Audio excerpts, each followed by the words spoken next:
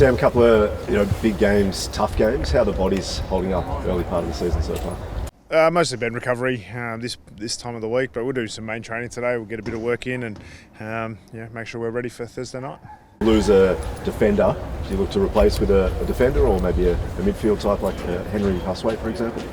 We've got to have selection this afternoon. Obviously, there's pretty good performance at Box Hill on the weekend as well. So there's a few guys putting their hand up, but we certainly need to replace Scrimmer. He's been an important player for us, really consistent. In particular, his last sort of 18 months. So disappointed for him that we'll miss him for hopefully not too long. Feels like you've won two different ways in your first two matches. Do you feel like you want to be playing more like week 1 or 2? It's a good question. A bit of both. We'll just take the best. Like every coach, you want utopia. So we realise that we're still a work in progress. We've got a fair bit of work to do on getting our game right, like every coach does at this time of year. And we feel like we've played some parts of our game have been really strong, but not consistently enough. And being able to manage momentum has probably been something that's been important for us so far, and will continue to be. We can't afford to lose contest, clearance, tackles the way we did on the weekend. You're not going to win too many games with some of the numbers we saw, so the players are pretty clear on what's going to be needed on Thursday night. Carlton's DNA has been that contest and clearance game for a while. Do you have to get to work on that? Is that the big focus this week, given what we saw last week?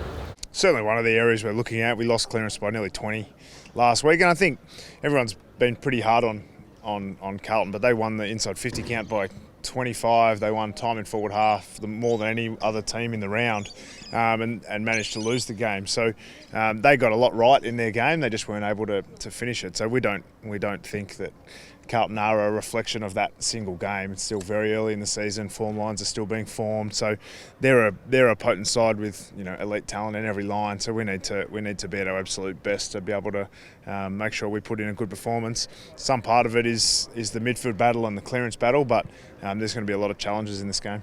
You've had a few weeks now to see your forward line in action, Chol and the Smalls. How are you seeing that mix happening?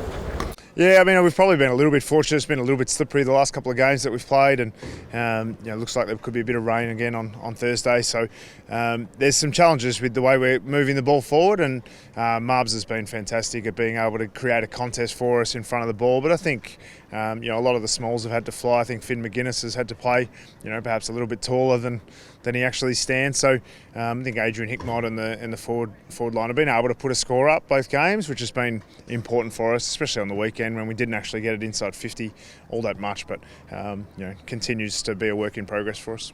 You just spoke about Finn McGuinness. How important is his role in that forward line, that versatility? On Friday night he played a fair bit of time on Ben McKay, and we also know he can pop up and kick goals. How important is that versatility of the 8?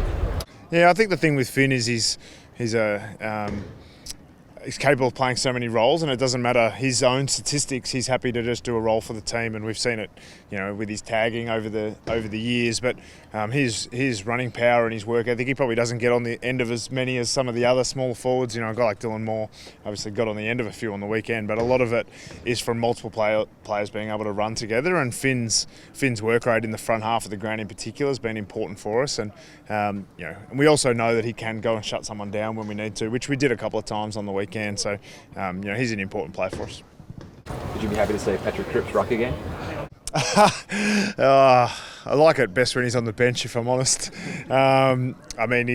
He's a star of the competition. He's a generational player, and we've got a fair bit of work to do to try and stop him. But the challenge with a team like Carlton is if you stop Cripps, if you even can do that, they've got plenty of other monsters that can put their head up. So we've got a fair bit of work to do, but it always comes back to your own performance, how you're getting your team to act in a way that's positive. So we're not going to go in too negatively to the game. We know we need to play our best footy, and putting some threats in front of them as well is going to be important. I know he's had an interrupted pre-season, but are we a chance to see CJ over the next week or so?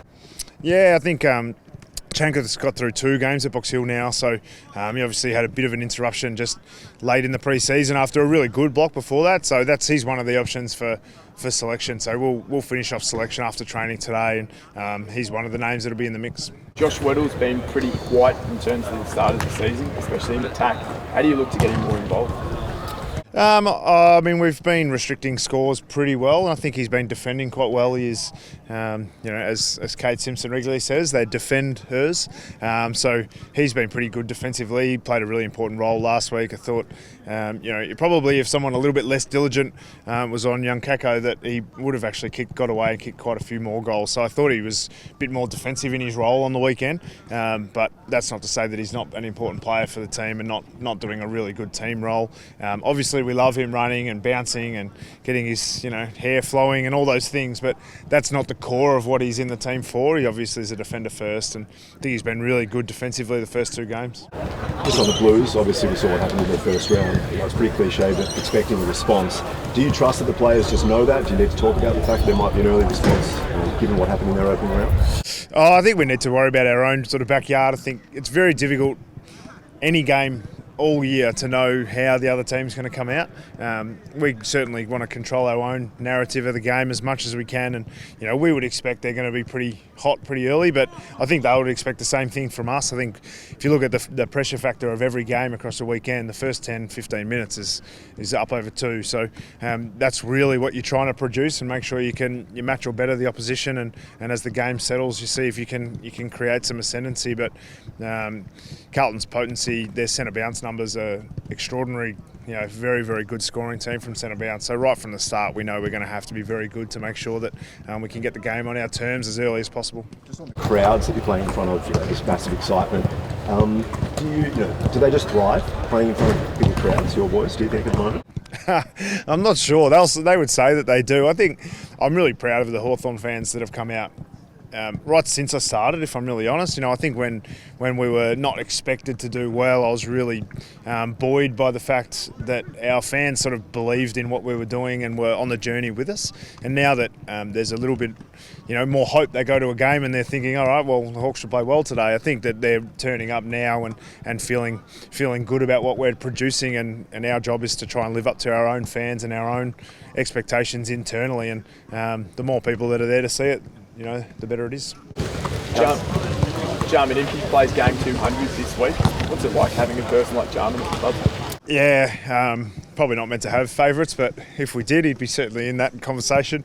Jars, I think anyone who's spent time in and around Bunjabagora out here at Waverley would know that he's just one of the players that you love having out here on the track. He's a great player, and we've seen what he's done so consistently for such a long period for us now.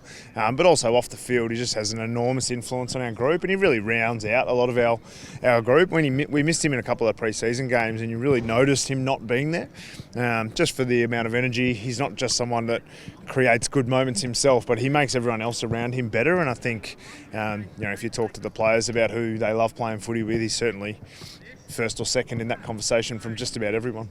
Take one more after just the play with Scrimshaw, severe to high. Is that what you're looking at to get it from 3 to 2? Is that your best play tonight? I don't know the exact specifics of the language. I know that it's been graded as high as it possibly can, and we think there's potentially some flexibility there on how it's been graded. So we're hopeful to get him back a little bit quicker.